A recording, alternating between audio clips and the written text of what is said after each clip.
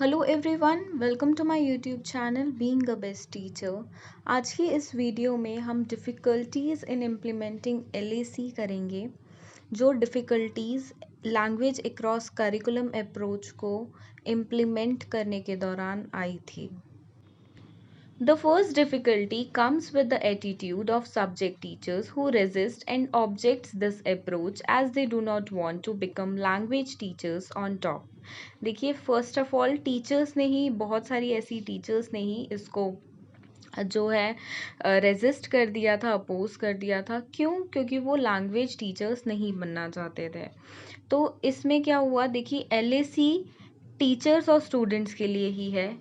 जब टीचर्स उसको इम्प्लीमेंट करेंगी तभी बच्चे उसके थ्रू हर एक्टिविटी को सीख पाएंगे, जो भी विद इन स्कूल वो कर रहे हैं। अगर टीचर ही मना कर देगी तो ये एक बहुत बड़ी बाधा और दिक्कत आ जाती है। तो वही ऐसा ही हुआ कि जो टीचर्स हैं उन्होंने इसको अपनाने से मना कर दिया था और इस अप्रोच को अपोज कर दिया था। Next is non language subject teachers do not consider LAC seriously. अब बहुत सारी जो टीचर्स थी, जो नॉन लैंग्वेज टीचर्स थी, उन्होंने इसको सीरियसली नहीं लिया कि भाई कोई टीचर अगर मैथ्स पढ़ा रही है और उस मैथ्स का ज्ञान अगर वो इंग्लिश में दे रही है तो उसका कर्तव्य है कि वो साथ में इंग्लिश पे भी फोकस करे। कहने का मतलब है, अगर मैथ्स में कोई एक टर्म आती है, कोई डिफ़िकल्ट वर्ड आ जाता है इंग्लिश का जिसका मीनिंग बच्चों को नहीं पता है, तो वो टीचर मैथ्स की कॉपी में वो 2-4 वर्ड मीनिंग लिखवा सकती है। बट अब टीचर्स ने उन चीज़ों पे फोकस करना छोड़ दिया, ना वो मीनिंग बताते थे ना कुछ। तो ऐसे करके क्यों नहीं किया? क्योंकि उन्हें लगा ये हमारा काम नहीं है। ऐसे ही हैंड राइटिंग हो गई, एक एसएसटी टीचर है, वो बच्चे की हैंड राइटिंग पे ध्यान नहीं दे रही है क्योंकि वो सोच रही है कि मेरा काम तो है कि बच्चा सोशल साइंस को जाने, ना कि मैं उनको हैंड राइटिंग देखूं, उनके जो स्पेलिंग मिस्टेक्स हैं वो एक एक छाटूं, ग्रामेटिकल एरर्स मैं ना देखूं। तो यहाँ पे दिक्कत नॉन लैंग्वेज टीचर्स की साइड से आ गई।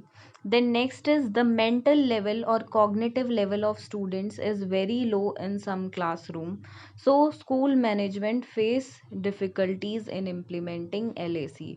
अब देखिए, कुछ बच्चे जो बिलो एवरेज लेवल होते हैं या जिनका आईक्यू लेवल थोड़ा वीक होता है, तो ऐसे बच्चों के साथ इस अप्रोच के साथ पढ़ाना कि लैंग्वेज पे भी ध्यान देना है, प्लस उनको नॉन लैंग्वेज सब्जेक्ट्स भी पढ़ाने हैं, तो यहाँ पे उनके लिए मुश्किल हो गई थी। अब एक बच्चे को इंग्लिश नहीं आती और उसको मैथ्स, साइंस, सोशल साइंस ही इंग्लिश के थ्रू पढ़ानी है, तो वहाँ पे बहुत डिफ़िकल्टी ऐसे बच्चों के लिए आ जाती है।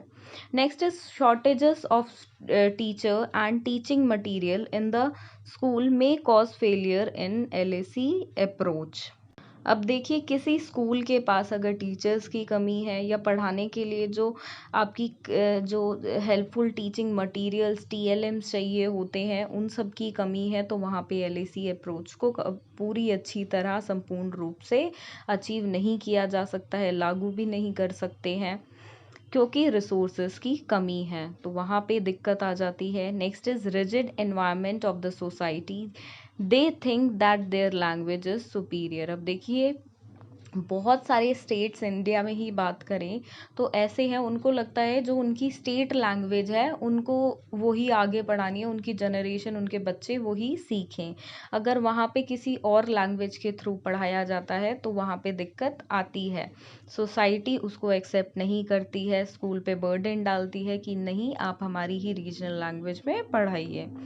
सपोज़ एक एग्ज़ाम्पल मैं यहाँ पे आपको देती हूँ कि साउथ में हिंदी के लिए ये बहुत दिक्कत आ जाती है। अगर हिंदी को इम्प्लीमेंट किया जाता है तो वहाँ पे लोग बोलते हैं कि जो उनकी पर्टिकुलर स्टेट लैंग्वेज है उसी से या वही बच्चों को मिले। ऐसे ही और भी राज्यों में अगर आप देखेंगे, स्टेट्स में देखेंगे, तो वहाँ के लोग भी यही प्रेफर करते हैं कि हमारे बच्चे हमारी जो स्टेट की लैंग्वेज है, हमारी जो रीजनल लैंग्वेज है उसी को सीखें, वेदर किसी और अन्य भाषा की जगह पर।